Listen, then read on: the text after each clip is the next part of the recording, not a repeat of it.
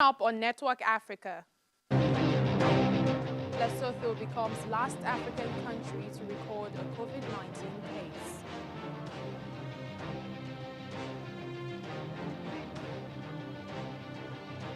Health officials in South Sudan confirmed first cases of coronavirus in camps for people displaced by conflict.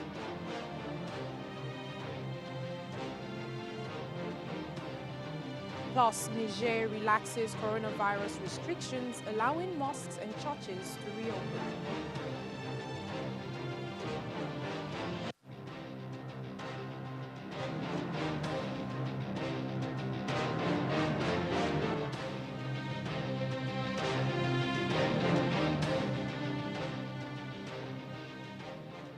Thank you for joining us on the program. I'm Layo Adegoke.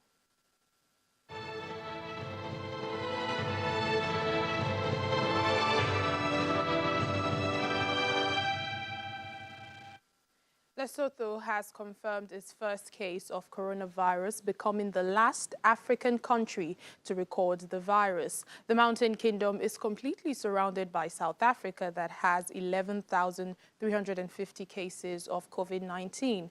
The single case resulted from tests done on 81 travelers from South Africa and Saudi Arabia. For weeks, there have been questions about how Lesotho had managed to stave off the disease in spite of the frequent movement of people between the two neighbors. The disease has struck at a time of political uncertainty in Lesotho, with embattled Prime Minister Thomas Thabane due to step down by the end of next week. The 80-year-old Prime Minister Thomas Thabane says he intends to resign because of old age. He is accused of murdering his estranged wife, allegations that caused his coalition government to crumble, leaving him without enough seats to continue governing. Mr. Thabane and his current wife, Maisaya, deny any involvement in the murder of Dipolelo Thabane, who was shot several times outside her home in 2017 on the eve of Mr. Thabane's inauguration. The case is still before the courts. And with that confirmation of coronavirus cases in Lesotho, there are now 69,623 confirmed cases across Africa. 2,397 people have died and 24,138 people have recovered. As we mentioned earlier, South Africa has 11,350 cases. That's the highest on the continent. Other African countries recording high number of infections are Egypt, with 10,093 cases, Morocco 6,466 cases, then Algeria has 6,067 cases. In West Africa, Ghana has crossed the 5,000 mark after reporting 427 new cases over the past 24 hours. Total cases in the country now stands at 5,127. Nigeria has the sixth highest cases on the continent with 4,787. Meanwhile, the countries with the most fatalities are Egypt with 544, Algeria 515, and South Africa 206. And health officials in South Sudan have for the first time confirmed cases of coronavirus in camps for people displaced by conflict. 2 people have become infected in a camp in the capital, Juba, and one in Bentiu in the north of the country. Health experts have been warning of the potential danger if the virus were to spread in the overcrowded camps, which are home to close to 200,000 people across the country.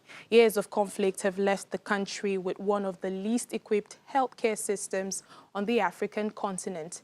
There are 194 confirmed cases of the virus in South Sudan.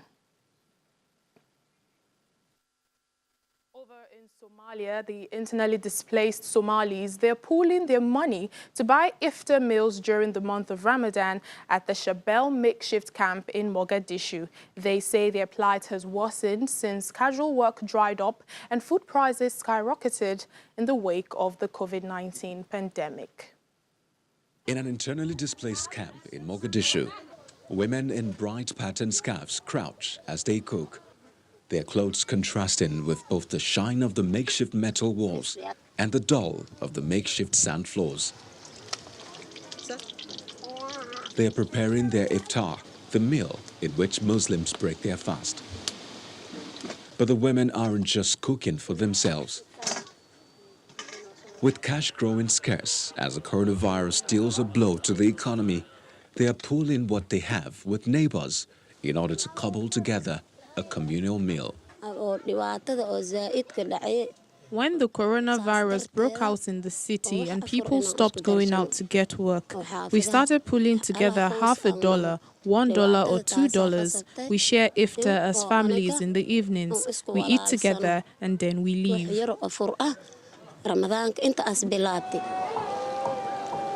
While Somali officials have recommended that people social distance and wash their hands to prevent the spread of the virus, both are difficult requests here.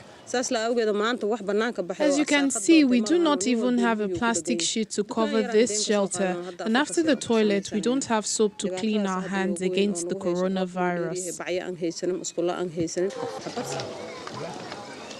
Somalia has 928 confirmed coronavirus cases as of Thursday, and with 44 deaths, it has the largest number of casualties in the region. But despite the numbers, people are praying for some respite. Meanwhile, the United Nations has distributed food packages to refugees and migrants in the Libyan capital. The migrants mostly work as day laborers and rely on odd jobs to make a living. But since the measures imposed to curb the spread of the coronavirus, many cannot find work. Along with not having an income, some are also fasting during the Muslim holy month of Ramadan, with little to go by for food. So far, there are no reports of virus spreading among migrants in Libya, but there are fears it could have a devastating impact if it takes hold. Libya has an estimated 654,000 migrants, more than 48,000 of them registered asylum seekers or refugees, many of them living in cramped conditions with little access to health care.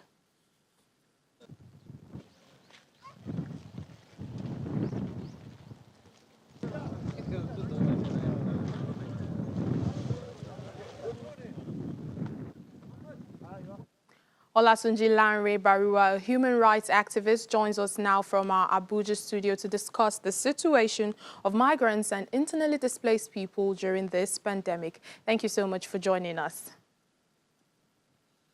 Thank you for having me. Now, the situations in overcrowded migrants and IDP camps are literally a ticking time bomb amid, this coronavirus pandemic. Should states where they are located begin to take this more seriously? At the risk of, repeating the obvious, the COVID-19 pandemic has actually is unprecedented, and even the most prepared country has been caught napping, and most of them have been fumbling and wobbling in their responses. And, to now situate the crisis in the IDP camps, you can realize that is a bit much more problematic. The IDP camps are actually been lacking in basic amenities. Many of them have been lacking in basic amenities, especially the camps in Somalia, in the Eastern African region. Most of the camps there are actually overpopulated, and it's unfortunate. And some of the problems we are also dealing with right now is that even the capacity to test and measure the scale of outbreak in the camps is actually also absent. So we don't even know the scale of infection, the scale of infestation within the camps. But it's unfortunate, and IDPs are actually very, very vulnerable at the moment. If you look at the camps in Libya, the inhuman conditions, the IDP camps, the IDPs have been in Libya in the past and up to the present in the face of the raging war between the central government and the rebel government is also something that is very hard to, to imagine. And it's a difficult situation. And most of the countries housing large numbers of IDPs right now will not have the capacity to, to be able to save the displaced persons from an imminent outbreak as we are right now. Yeah, and you know there are some migrants who are also yet to settle down.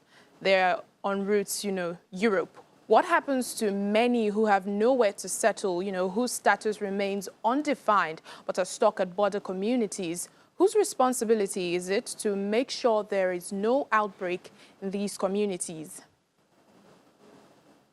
Yeah, it's one of those times that collaboration will save all of us. And just the same way the Nigerian task force has been briefing the country on a daily basis, talking about the numbers of Nigerians who are stranded abroad, up to 4,000 of them. I think we've only been able to bring in less than 400 or so in the last few days. Just imagine that we still have over 3,500 of them to go. It's a problem for every country. America is repatriating its citizens from Nigeria. The UK citizens are also being repatriated to their country. Lebanese citizens are being moved to Lebanon. So it's something that is happening simultaneously across the world.